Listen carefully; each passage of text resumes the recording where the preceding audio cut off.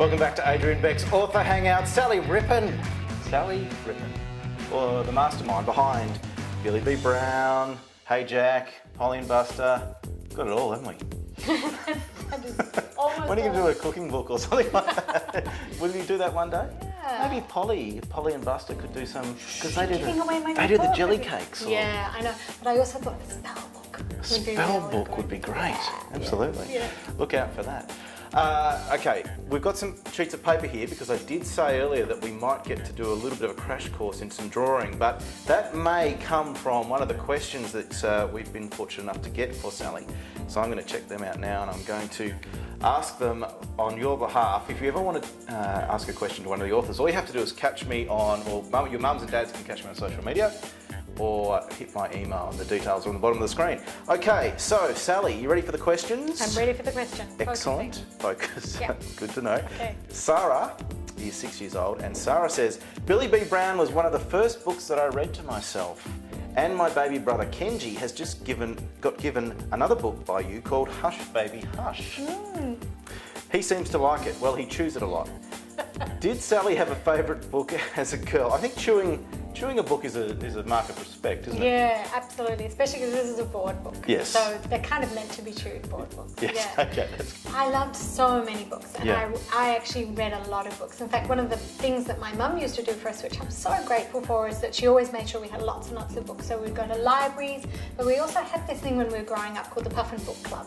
I think it was probably only once a month. We'd take home a newsletter, and we were allowed to circle the book that we wanted for that month, and that was like Christmas for me, who is a bit crazy about books. So I sometimes get picture books, and I loved the Enid Blyton books, but I think the author that I would go back to time and time again is Roald Dahl. Roald Dahl. If I had to choose just one. Yes.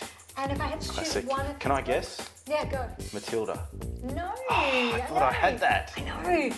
As an adult, I think that's probably one of my favourites. Okay. But as a child, I came across a really slim little book of his. It's not as popular as some of the other ones, called The Magic Finger. The Magic Finger. Do you know it? Absolutely. So My girls good. have got that one. So good. And if you don't know the story, essentially, Roald Dahl used to get really cross because his neighbours in England, where it's a big thing, they used to go duck hunting, and he thought that was a horrible thing to do. Yes. So he wrote a story where there was this little girl who was really angry about the duck hunters that lived next door. She pointed the magic finger at them. right. The next day they woke up as They ducks. turned to ducks, yes. Yeah, and think about it, how powerful is that? Because that's what reading does. Reading helps you imagine what it's like to be someone else. Yeah. And I reckon even as a kid I got that. I thought, that is amazing. He's showing me what it feels like. Someone's going to point a gun at me. Yeah. And so the only reason that they were allowed out of the nest is because they had to apologise to the ducks and promise that they would never shoot at ducks again. That's great. Which is pretty powerful, isn't it? It's amazing. Did you ever point at anyone when you were young and turn them into something? Yeah, I wished that I'd turn them into things. I think that's why I write, because when you write a story, you can put anyone in it. That's like true. that girl that was mean to you in the class. Yep. Just put her in your turn her story into a and frog. point a magic finger at her. Do what you like. That's right. Yeah. Perfect. Okay, great question. Thank you for that. That was Sarah. Sarah. And we've got one here from Riley, 5 years old. I've read heaps of Hey Jack, but now I love Polly and Buster. Wow. I'm into monsters and witches, but probably like monsters the best. Does Sally have a favourite monster or witch from the movies or whatever? Can she do an impersonation of them? I'm sure she could, Riley. Riley. So Riley, you're 5 years old and you're reading Polly and Buster, or maybe Mum or Dad are reading I think, it too. yeah, That's maybe Mum and Dad. pretty amazing. What were some of my favourite monsters growing up? I did really like Monsters Inc. Oh, yes. But I didn't watch that as a kid because that's more recent. I watched Yes. that with my kids. What were some of the... The Wild Things. Ah, of Where the course. Wild Things Where the Are. Wild Things Are.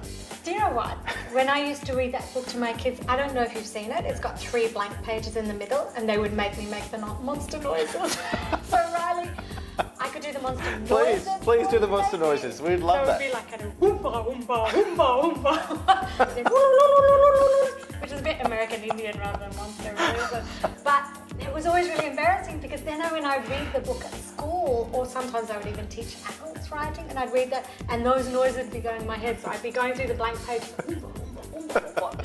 and because it was so much a part of reading it to my kids, I'd put on the funny voices. And, That's great. yeah, and if I just was really tired at the end of the day, and I was just like, can I just read the story in my normal voice? They'd say, no, Mum, put on the funny voices. So you can't get out of it that way. I love it. That is a great impression. Yeah, Thank you for the question, that's the best Riley. I'm going to do for you. No, Riley. I think it was excellent. Okay, I want to have a replay of that later on. Now, Leah, here's our last question. Thank you for all the questions. Leah, 7 years old, says, please tell Sally Rippin that I'm a mega big fan. I've read nearly every Billy B. Brown book, but I had no idea Sally could draw. The Polly and Buster illustrations are so sweet. Could she show us how to draw Buster? This is what we've been waiting for. I know, Could she? Testing to see if it was actually really me that drew them, right? Yeah, that's right. This is evidence, okay? know, We're going to submit this. She had no idea that I could really draw, and chances are I probably can't in front of the camera, but I would do my very best. Well, let's see. Let's see. This is just for Leah. We're going to prove that Sally can draw. All right, so Leah, I don't know if you saw that earlier part of the segment, but you'll remember it's quite involved when I'm doing a finished drawing. So it's all in charcoal, and I trace, and I do rough sketches and everything. So I'm going to cheat a little bit, and I'm going to have the drawing that I've already worked out next to me, because sometimes the hardest thing with a drawing is just to work out how it's going to sit on the page and how the illustration is going to look. So I'm going to use this as a kind of It's a guide. As a guide, Yeah, yes, sure. to remind myself that I drew that, so I should be able to do it again. Shall we give it a shot? I have faith in you. I think you're going to be great. So much faith in you. All right. Okay, I'm going to draw along with you, Sally. You are, and so- if maybe kids at home, if you don't have a piece of paper already, maybe hit pause, grab a piece of paper, come back and see if you can draw along with us, and you'll have a Buster by the end of this little clip. All right. So monsters, in my opinion, have big googly eyes. So shall we start Right. with Some big, googly eyes. googly monster eyes? Absolutely. So we'll give him two big googly monster eyes. He's looking down. He's looking at down. Polly, but you can decide which way your monster is looking. Maybe he's looking in a different direction. But Okay. I think. Look. Can't wait till you see his one. Now he's What got. does she mean by that? Yeah, you're gonna love it. He's got big nostrils. He's got big nostrils? All the better for I've got big nostrils. smelling you with. Yeah, but some people could say that. Do you have monster Tendencies? Monster tendencies. I was going to say relatives. I have What do both. you call it? Ancestors. Yeah, I do. That's it, monster Yeah. ancestors. Yeah. Twice So he's got a removed. big nose. Okay. He's got a Okay. huge monster mouth. He's got a huge monster mouth. So he eats a lot, and his favourite food Yeah. is jam cakes. So Jam his mother cakes. makes jam cakes, and I'm going to give him a big monster tongue in there. And monsters, in my opinion, always have horns. So I'm going to give him some big horns on the side of his face like this. Yep. If you do the eyebrows like that, I think it makes people look a little bit. So, why does she look at mine and laugh? Yeah, because you're not copying me at all. I'm trying to. Doing a great job. Okay, so big This is not the eyebrows. easiest choice. So let's Okay, give big him a little bit of eyebrows. fur Yep. on his head. And some So fur. like that. Because I want us to make them look just a little bit scary, not too scary. I'll give them some sharp, monstery teeth. Some sharp Like teeth. that. And this guy is eating a big old monster jam cake. So I'm just going to put that in his hand over here. Here's his monster hand. Oh, great. So a jam cake. Yeah, and lots of fur. Lots So of the fur, fur's right. always the fun. Right, you can cover up any old mistakes with fur. Absolutely. You put enough fur on, you can make anything look like a monster. I think you've done an amazing job. Well, I think it's excellent, actually.